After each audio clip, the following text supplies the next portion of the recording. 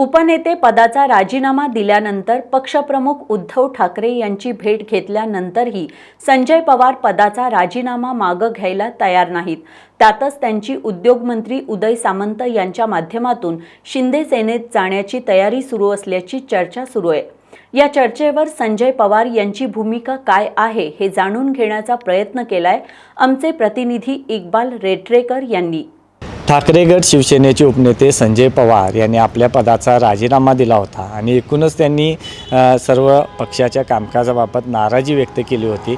रवी किरण इंगवले यांची जिल्हाध्यक्षपदी निवड झाल्यानंतर त्यांनी आपणाला विश्वासात घेतलं नाही असा एक आरोप केला होता आणि त्यानंतर या सर्व नाराजी नाट्यानंतर त्यांना मातोश्रीवरून बोलावण्यात आलं होतं आणि काल बैठक देखील शिवसेनेची मातोश्रीच्या ठिकाणी झालेली आहे आणि यामध्ये देखील त्यांनी नाराजी व्यक्त केली।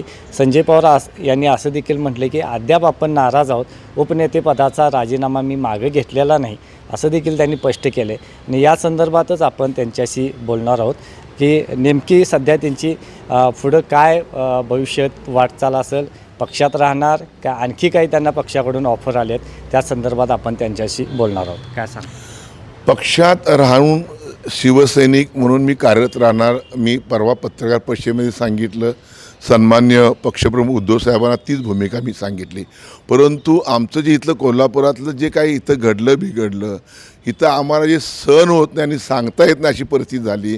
ती परिस्थिती एक कुटुंब प्रमुख म्हणून आम्ही त्यांना सांगण्यासाठी आपल्याला उत्तर विधानसभा, करवीर विधानसभा आणि दक्षिण विधानसभा मतदारसंघातील प्रमुख पदाधिकारी, उपजिल्हा प्रमुख, तालुका प्रमुख, महिला आघाडी, युवा सेना हे सगळे आम्ही गेलो होतो।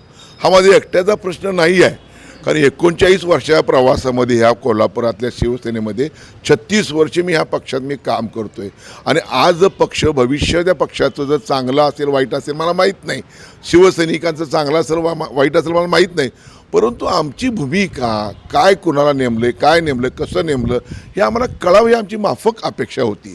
निवड करायची, पदमुक्त करायची, उमेदवार सर्वस्वी अधिकार आमच्या पक्षप्रमुखांचे आहेत हे मला माहीत नाही असं नाही आहे, तो त्यांचा अधिकारच आहे। परंतु एक उपनेता म्हणून ह्या कोल्हापूर जिल्ह्यामध्ये 36 वर्ष काम करताना गल्ली बोळात या जिल्ह्यातनं मी माणसं ओळखतो आहे, त्यांना नेमलं आहे मला वाईट वाटत नाही आहे, परंतु नेमणूक करताना कमीत कमी विचारणा आपण असं करतो आहे। बरं हे कुणी केलं? मग साहेब म्हटले मी स्वतः केलं। आता त्यांनी स्वतःच केले म्हटल्यानंतर काय आम्हाला काय बोलायचं पर्याय नाही। एकूणच तुम्ही 36 वर्षे काम पक्षामध्ये केला शिवसेनेमध्ये, यापूर्वी कधी आपली नाराजी नव्हती, मात्र याच वेळी का नाराजी आली? जरा मी बघितलं, थोडासा अनुभव मी बघितला, अनुभव म्हणतो आपल्याला। आम्हाला काही लोक म्हणजे डायरेक्ट साहेब नाहीत, ते त्यावेळेचे सचिव असून देत, त्यावेळी संपर्क नेते असून देत, संपर्क असून देत, काय असं पण करायचं म्हटल्यानंतर आमच्या बैठका व्हायच्या। बरं इथं इच्छुक कोण होतं? मला पाहिजे होतं काय, तर मला नको होतं।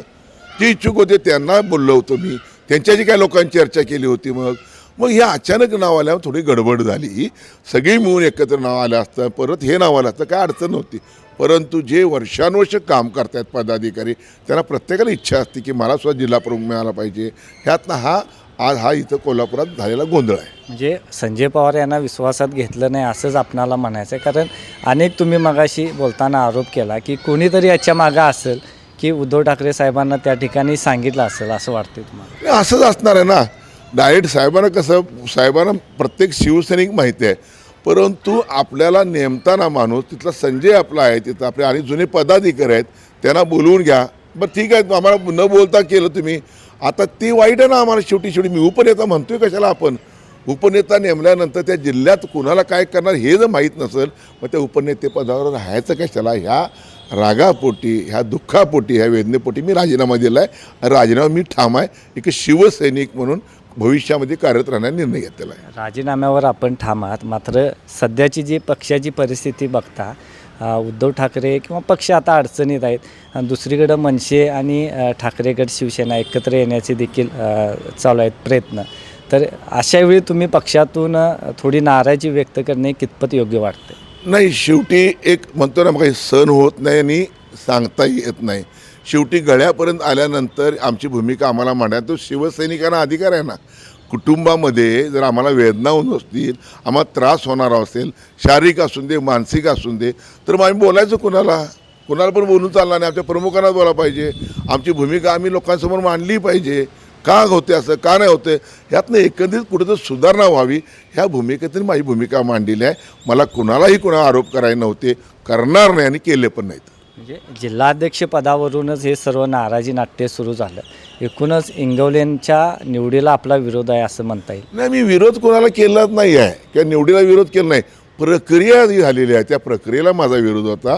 व्यक्तीला कुठलाही विरोध नाही आहे. प्रक्रिया जी राबवली गेली त्याला विरोध होता माझा. इंगवलेने असं म्हटलं आहे, रविकिरण इंगवलेने, की तुमच्या मार्गदर्शनाखाली ते काम करायला तयार आहेत असं एक त्यांनी सांगितलेलं आहे. नाही, त्यांना माझ्या शुभेच्छा आहेत भविष्यासाठी, त्यांच्या कामासाठी आणि भविष्यासाठी त्यांना माझ्या शुभेच्छा आहेत. एकूणच आपण नाराज आहे म्हणता, मात्र शिवसैनिक म्हणून देखील पक्षात काम करणार असं देखील तुम्ही स्पष्ट केलेलं आहे. मात्र काही पक्षांच्याकडून आपणाला ऑफर आलेल्या आहेत. नाही, अजिबात नाही. आता परवा उदय सामंत साहेब बोलले एका ठिकाणी, मी ऐकलं होतं की माझे मित्र आहेत, माझे जुने सहकारी आहेत, माझे संबंध त्यांचे चांगले माझे आहेत, पण त्यांनी कुठलीही मला ह्या संदर्भात ऑफर दिलं नाही, मला फोन आलेला नाही, मी सुद्धा कोणाला फोन केला नाही. तसं काही घडलेलं नाही आतापर्यंत, काही नाही. ऑफर नाही, मात्र काही संजय पवार भाजपच्या वाटेवर आहेत, संजय पवार शिंदे शिवसेनेच्या वाटेवर आहेत, अशी एक बाहेर चर्चा चालू असते. काय सांगा? देशाबाहेर अतिरेकी असतात आपण ऐकलेलं आहे. देशाअंतर्गतसुद्धा अतिरेकी आहेत, देशाअंतर्गतसुद्धा आग लावणारे माणसं आहेत. त्या पद्धतीनं आपल्या कोल्हापुरातसुद्धा आपल्या विरोधात काम करणारे आपल्यातली काही लोक ही अशा प्रवृत्ती लोक आहेत ना, तीच ही अफवा पसरवत आहेत. ती त्याला आपण त्यांना काय दोष द्यायचा, दुर्लक्ष करायचं आणि पक्षाचं काम करत राहायचं. एकूणच गटबाजीमुळं पक्षाचा तोटा होतो आहे. ही गटबाजी पक्षातली संपणार काय? कारण आपण नाराज आहे, ठीक आहे, नाराजी तुम्ही व्यक्त केलेलीच आहे, मात्र नाराजी ही संजय पवारांची नाराजी केव्हा दूर होणार काय वाटते? नाही, नाराजी दूर होणं हा प्रश्न आत्ता नाही आहे. गटबाजीचा विषय काढायचा, ती संपवायची जबाबदारी कोणाची असते? माझी नाही. वरिष्ठ जे येतात त्यांची जबाबदारी असते गटबाजी थांबवायची, गटबाजी संपवायची, ही त्यांची जबाबदारी आहे. तो त्यांना तुम्ही प्रश्न विचारा, का गटबाजी एवढ्या वर्षांवरची इथं चालू आहे, का होत नाही, एक दिलाने काम लोक करत नाहीत, कुणाचा दोष आहे इथं, शिवसेनेची शिस्त इथं राहिली आहे का? हे सगळं तुम्ही आमच्या वरिष्ठ जी लोक आहेत त्यांना विचारलं तर बरं होईल. तर हे होते तर संजय पवार माझ्यासोबत होते. एकूणच स्थानिक स्वराज्य संस्थांच्या निवडणुका देखील आता तोंडावर आहेत. मात्र उपनेतेपदाचा राजीनामा अद्याप त्यांनी मागे घेतलेला नाही. पक्षश्रेष्ठींनी किंवा मातुश्रीवर त्यांची समजूत काढण्याचा प्रयत्न झालेला आहे, मात्र त्यांची नाराजी दूर झालेली नाही. सध्या मात्र कोणत्याही पक्षाकडून आपणाला ऑफर आलेलं नाही किंवा कोणत्या शिवसेना सोडून आपण कुठल्या पक्षात जाणार नाही असं देखील त्यांनी स्पष्ट केलेलं आहे. मात्र भविष्यात संजय पवार काय निर्णय घेणार हे देखील आपणाला पाहावं लागणार आहे. एस न्यूजसाठी कॅमेरामॅन अभिजित पाटीलसह इक्बाल रेटरेकर.